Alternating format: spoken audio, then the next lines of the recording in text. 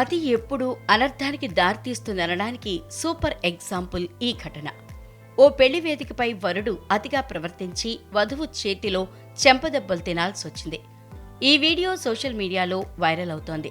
ఈ వీడియో చూసిన నెటిజన్లు పోయింది, ఇజ్జతంతా పోయింది అంటూ కామెంట్ల వర్షం కురిపిస్తున్నారు.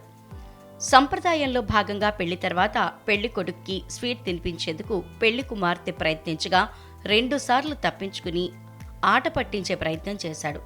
మూడోసారి కూడా అదే ప్రయత్నం చేయబోయాడు. అప్పటికే అసహనంతో ఉన్న వధువు మూడోసారి బలవంతంగా అతడి నోట్లో స్వీట్ కుక్కి చెంప చెళ్ళు అనిపించింది.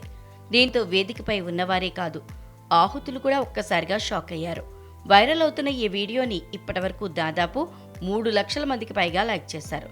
ఇది ఎక్కడ జరిగిందన్నది క్లారిటీ లేదు, కానీ ఆన్లైన్లో మాత్రం కామెంట్ల వర్షం కురిపిస్తోంది. భగవంతుడా, ఇలాంటి అమ్మాయే నా ఫ్రెండ్కు భార్యగా వచ్చేలా చూడు అని ఓ యూజర్ కామెంట్ చేస్తే, లడ్డూ నచ్చకపోతే ఇది బావుంటుంది తిను అని చెంపదెబ్బ తినిపించిందంటూ మరో యూజర్ రాసుకొచ్చాడు.